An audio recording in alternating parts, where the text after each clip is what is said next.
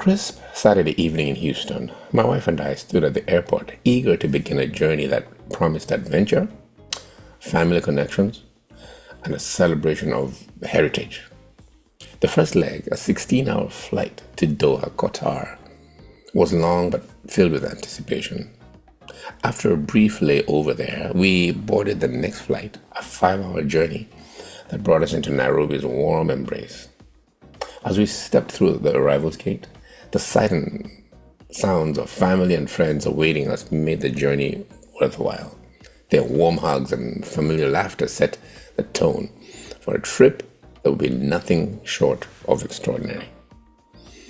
The first few days in Nairobi were spent reconnecting over delicious meals, lively conversations, and the vibrant rhythms of the city we hadn't been to for so long.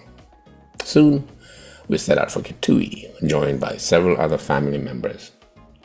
The drive was scenic with rolling hills and picturesque rural landscapes stretching out before us.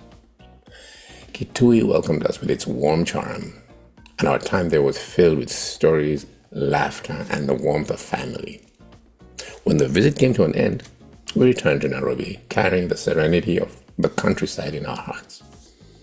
We had a few days of rest, and then were joined by my daughter, who flew in from Dallas, Texas. This made the trip even more special. Our next adventure brought us to Kilifi. Along with other relatives, we boarded the flight to this coastal gem. Kilifi unfolded like a paradise with its turquoise waters, swaying palms, and the soothing hum of the ocean. Days were spent exploring the coastline, enjoying fresh food, and cherishing the company of family and other lifelong friends. It was a true retreat, one that left a lasting imprint on all of us. You cannot beat the aura and serenity of the Kenyan coast. After a few magical days on the coast, we returned to Nairobi and prepared for a deeply personal trip to my ancestral home in Uholo, near Kisumu. This leg of the journey was just for my wife, daughter, and I. The visit to Uholo held profound meaning with deep connections to my roots and family history. Walking through the lush green landscape, meeting relatives, and reflecting on the stories of those who came before us felt grounding and fulfilling. We then flew back to Nairobi, where we joined family and friends in celebrating Christmas. Had a wonderful time filled with laughter, feasts, and moments of gratitude.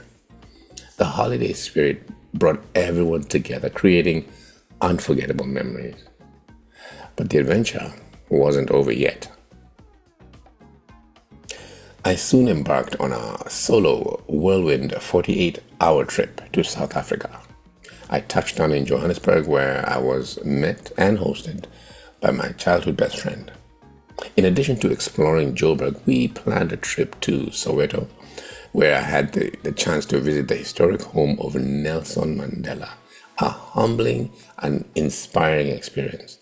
The streets of Soweto came alive with stories of resilience and hope, offering a glimpse into rich and complex history. From there, we drove to Pretoria, where we explored the cultural landmarks and vibrant city. This brief visit was incredibly impactful, leaving me with cherished memories of South Africa's spirit, hospitality, and culinary diversity. Returning to Nairobi, I shared one last dinner with friends before preparing for the journey back to Houston. It was bittersweet, filled with heartfelt farewells and promises to reunite again. My wife, daughter, and I were soon on a Houston-bound flight. Over the course of this 21-day trip, I experienced 20 takeoffs and landings, each marking the beginning or end of a meaningful chapter. From reconnecting with family to exploring breathtaking destinations and revisiting my roots, this whirlwind trip was a kaleidoscope of experiences. It left me with a heart full of gratitude and memories that will last a lifetime.